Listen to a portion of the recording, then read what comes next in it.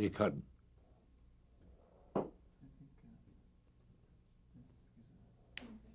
Yes, I understand. And would you do me a favor? Yeah. Babe? Speak a little louder. Me? I don't want to have Okay. to say to you, what did you say? Okay. When your questions.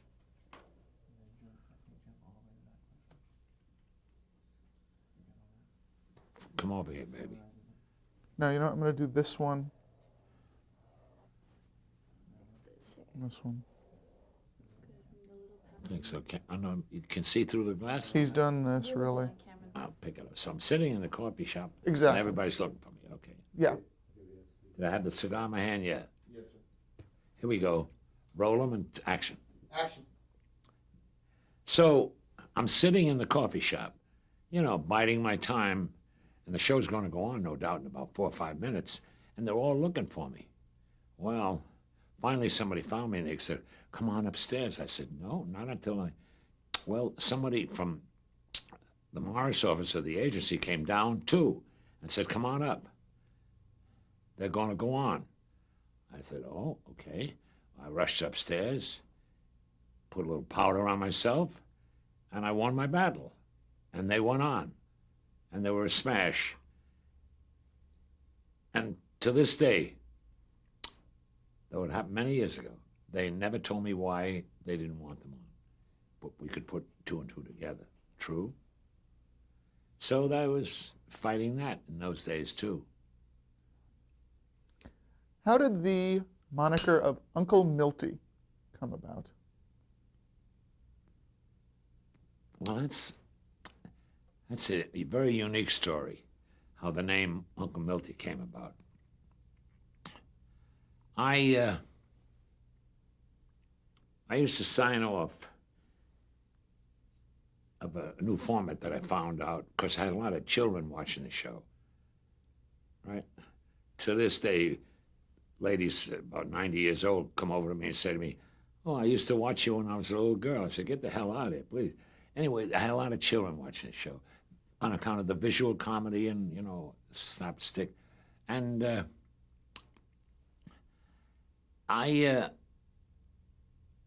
used to sing my theme song, Near You. There's just one place for me near you, until I come up with an idea. I said, look, we're playing to a lot of children. How about taking some nursery rhymes? I said this to Buddy Arnold, my co-writer, and let's paraphrase the fairy tale lines, right? Like, dun dun dun dun dun dun dun. I used to sing, Uncle Milty says good night, please sleep tight. No, I didn't say Uncle Milty. I said, wait a minute, I said something else. You asked me how Uncle Milty came about. I'll tell you. I said, now it's time to say good. I didn't say Uncle Milty. Now it's time to say good night. Do things right. Please sleep tight. Brush your teeth, make them good and white. Good night, I love you. Good night, kids. Play off music. Well, one night, on a Tuesday night, I didn't want to say, gee, I want to thank you. We were under. We had 4 minutes to go and had to stall, so I had to start ad-libbing. And I said, I want to thank you for all the letters that, especially the boys and girls, my little, and I threw that line, my little nephews and nieces that are watching in. This is your Uncle Milty saying good night, and God bless you, and good health, and see you next Tuesday.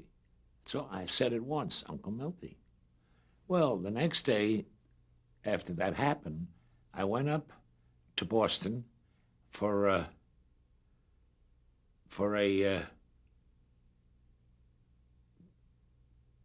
Catholic reunion or something, and they gave me a parade in the street of sitting on top of the car, and they paraded me through Boylston and all up in Boston up there, and all my fans there.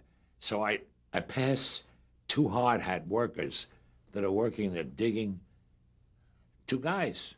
I mean, it must have been in their 30s or 20s. Something. I passed them and I said, hiya. And one of them said, hi, Uncle Milty. I went, First person ever called me Uncle Milty. And I said, Then the brain started to work, and as I come back to New York, I told the story, not only to myself, but to my mother. She said, well, you mentioned it the other night. I said, yeah, they only heard it once. It doesn't make any difference. That's a very good moniker for you. So from then on, I said Uncle Milty. So to this day, and the people are much older, they're 50 years older now, who are children, grown up, have children of their own or grandchildren, they all say Uncle Milty. I got people coming over to me, 65, 55, 85, hello, Uncle Milty. Now, the strange part of this is, which I'm very thankful for, is that their tree of their children and their grandchildren, they all must be 12 to 14 years old, between 12 and 16, say, hello, Uncle Milty. Only inherited, no doubt, by hearing their mothers and their grandfathers saying it. So that moniker has stuck with me, and I'm proud of it. Now, on January 27th, 1950, was the second annual Emmy Awards. Texaco Show won for Best Kinescope Show.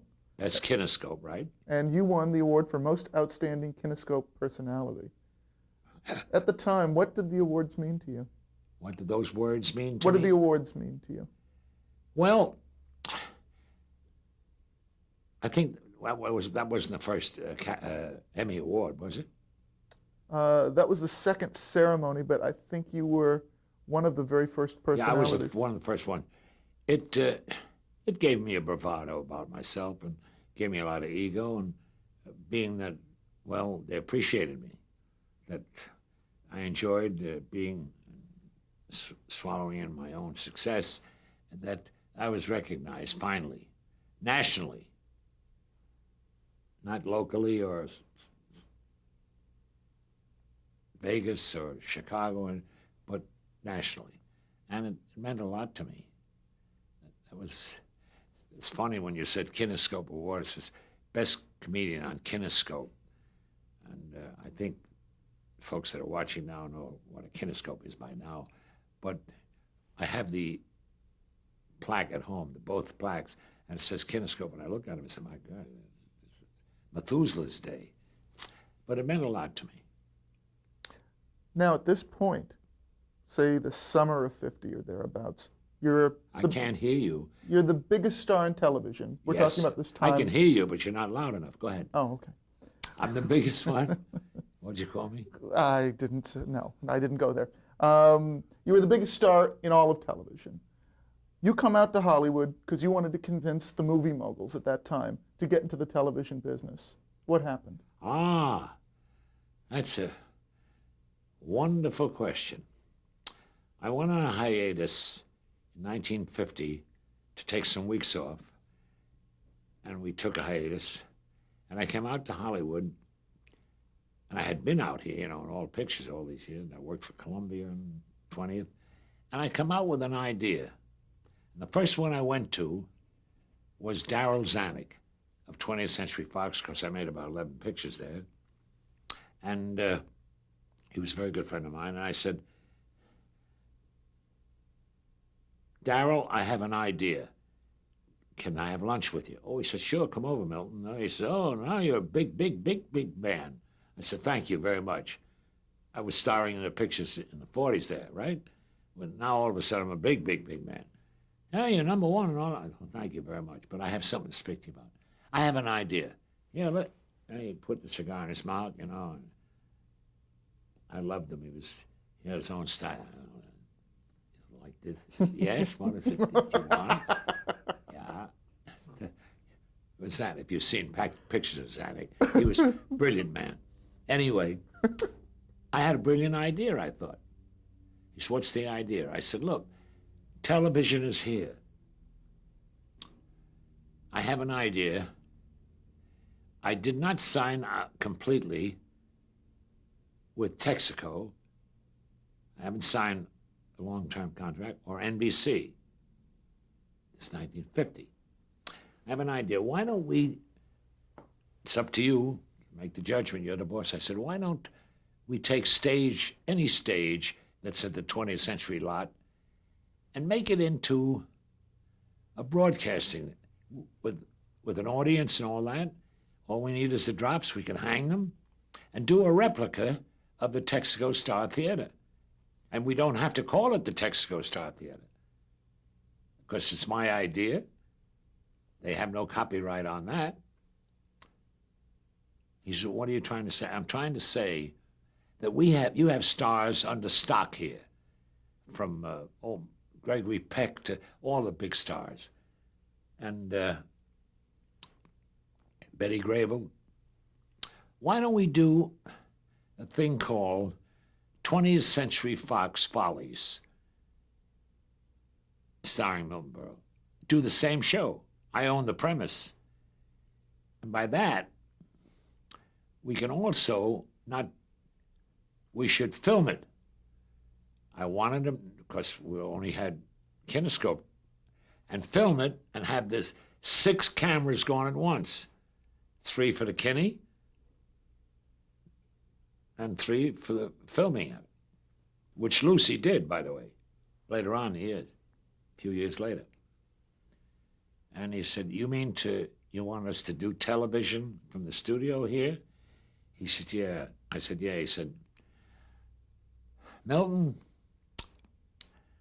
I don't know how to tell you this, but we're in the motion picture business. I said, what about it, Darryl? Well, we make motion pictures. Now, smart ass that I am, I said, well, don't you feel that television is arriving or has arriven already? Well, yes, but, that's all I heard, yes, but. Turned it down. Went over to Columbia, spoke to Harry Cohn, president, said the same thing to him. He swore in the television business. He swore in the motion picture business. Left him, went over to see Louis B. Mayer at MGM. We're in the motion picture business. Well, if it wasn't for the television, all those studios that would have been out years ago, it was the television that put them back in business. And I couldn't convince them. And that was a first. That was a first to do it right from the studio. Then guest stars, we'd have had the whole contract players of every studio do promos to say, I'm on next week with Milton. Or do a promo on the picture for a plug for the picture, which they're doing on all the news shows.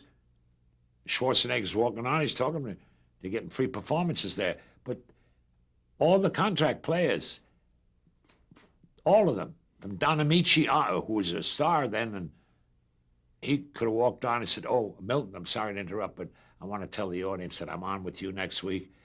Oh, I said, yeah, and let's, you just made that picture, whatever, run a clip of that. Right, that's what they're doing today. Now, this is in the 1950. And they turned me down and never worked out. I think they blew it. Oh, well, they didn't exactly blew it. They came back again, but it's cost, now, you know what the price of a picture today is? I can't tell you. And to get free promotion, the way they would have gotten, they didn't think television had much promotion. They were always thinking of publicity. Well, it would have been 100 times more if you look back at it, which is over 50 years ago. But at that time, I think NBC knew that you were sniffing around and they didn't want to lose their biggest star, so they signed you to kind of an unprecedented contract not too long after that. That was about 6 months later, 1951, I signed a lifetime contract with NBC. Unfortunately, it expired 20 years ago, but joke, boom, rim shot. And yes, they wanted to hold on to me. But you know, when I look back, listen, I'm very happy, very comfortable, I'm very healthy, lead a great life. I don't need anything. I don't have to borrow any money. I'm enjoying my life. I've had a very big success with my show business career after very much hard work.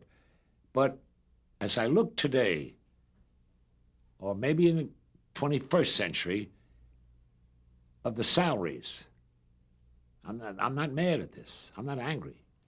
If they can draw them in and put their behinds and their asses in the seats, bring in those people, they deserve to get that money. That goes for sports and baseball and basketball, getting these big salaries. If they deserve it, percentage-wise or whatever, contractually-wise, you know, when they're asking $12 and $20 million a picture, you look back, struggling, and yours truly in those days, we thought that this was the largest contract in the world back in 1951. It was a very good contract. It's a lifetime, but it's so doesn't compare today to the 20th century. Now, the 21st century, if I'm around, I'd be very glad and very happy to root for anybody that can get that kind of money and deserve it. What were the particular figures for that contract, though? Do you recall? Per year, I think they paid me, and still paying me, 19, it's now, how old now? 51 to 96 is 45 years. 45 years. They've been paying me $250,000 a year, which is nothing if you want to compare.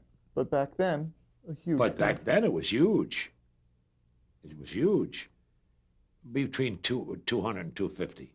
So if you multiply that, I'll leave that to the people that are watching. And it's made me very comfortable, and I can cool it now and tell you, well, I could have cooled it 20 years ago, but more than that, 30 years ago. And I'm very, very happy. But as you look back, it was quite a big chunk, right? That they, but you see, by putting away, I figured this out, by putting aside in escrow the monies that they have to pay me for a lifetime contract, all they had to do is to take that money and put it in the bank and get percentage on the bank and pay me. Right? So they didn't lose anything. I think they gained. Mind if I drink water? Please, go ahead. Here's looking up your address, up your, scratch that.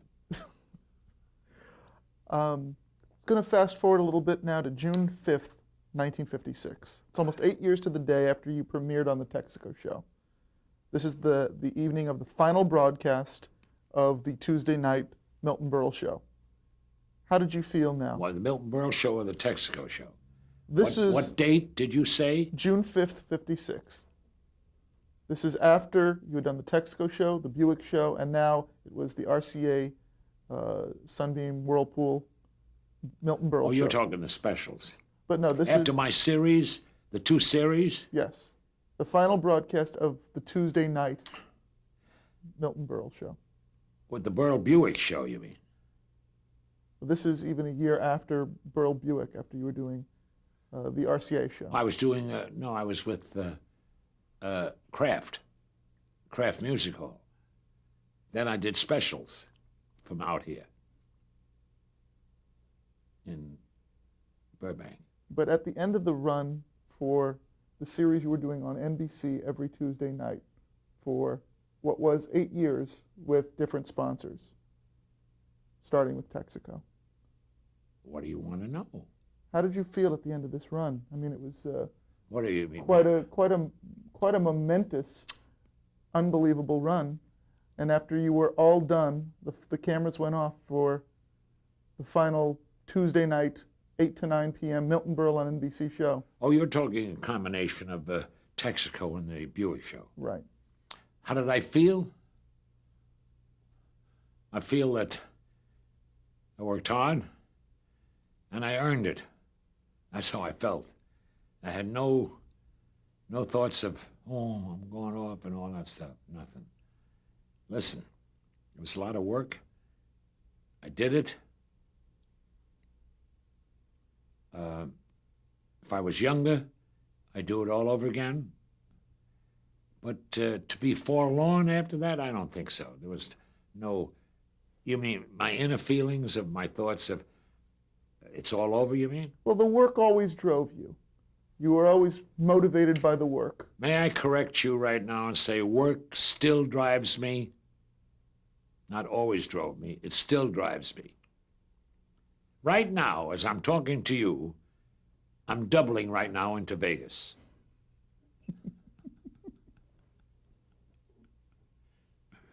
So I was not forlorn. I was not downhearted or anything. I thought it was a hell of a run. I mean, 156 shows, and then more shows, more shows. And by the way, I have them all. I own them all. I own every show. I own 390 hours of Milton Berle.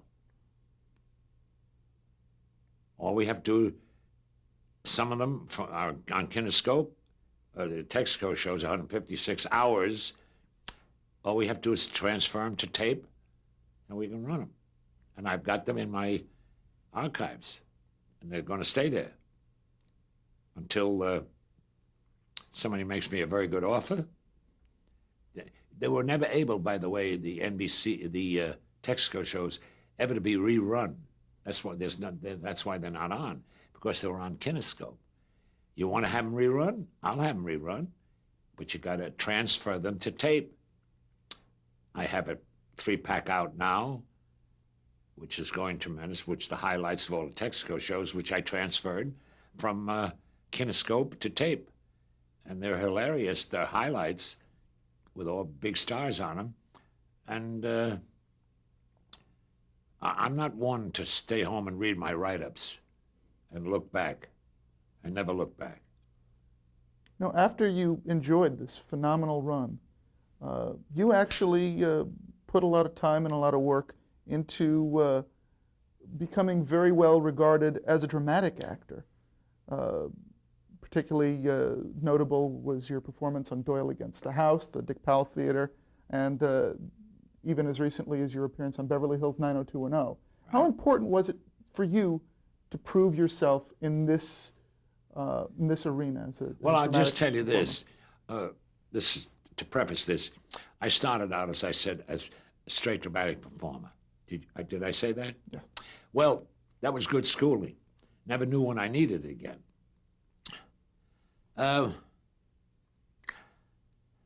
You see, when you are cast as a character, and it's good to be cast as a character, because Jack Benny was casted as stingiest man in the world, and it stayed with him, and Uncle Milty stayed with taglines, right? Certain phrases that you're known by. And you're known as a slapstick comedian that takes falls and pratfalls and visual comedy. That's why I told you I never made it on radio, because they had to see it. But it does take a time to prove to people that you are something beside what they think you are, what other parts of performances you can do. And that's one of the reasons why I do the dramatic shows. Beverly Hills, what is it? What was the Beverly Hills 9? 90210. 90210, where I played the Alzheimer's victim or patient. Those are very good. I want to do that. Right now, I'm at the age, I'm 87, I'm going to be 88, and I'm up at that age now where I'm going to play comedic or dramatic character parts, because I don't look like Don Juan. Don Juan. Doing Juan, you're done. Is that the joke? Yeah, of course. But no, I enjoy doing dramatic parts because, you know,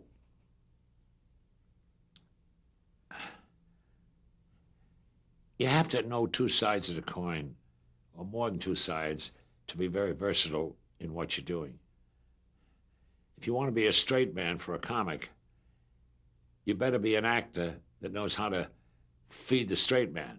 Then you got to put yourself in his place and be the comic that one expects from the straight man. So you got to know two sides of the coin. You got to be able to play it. So I'm thankful to the Lord and to the business and to my mother, who started me off with straight parts. That was all great experience in my early days of growing up and paying my dues, that I know transitions and how to stay in character, how not to stay. I don't know everything, but I know certain things that are very, very imperative. Sitting here now in 1996, how do you envision television coming into the next century? Well, with what's going on today, at the end of the 20th century, the online and all the different reasons and reaching millions of people who fortunately can't reach you, because if they could, they might murder you. I see a tremendous faster progress in the 21st century than ever. Now, I hate to predict this, because I don't want to, because I'm a baby and I'm a child of. But I think actually the word television will be obsolete. Everything's going to be done by machines. Computers, everything. Online, they're doing it right now. You get a haircut? Online. Not completely online, maybe a little short of hair, but it's going to be a mechanical world, and it's going to be great too. And I hope that I'm around to see it. And I wanted to say this, that I'm sure that I'm going to be around to see it. How about that? Pretty hammy. Wishful thinking? No. I'm in good health. I feel wonderful. Thank God. Don't knock on wood, because it feels like you hit my head. But thank you anyway. And by the way, you've done a very remarkable job of interviewing me. Applause, applause, applause. Take down the sign. Okay. Thank you, Milton. Do you want to break and change the tape?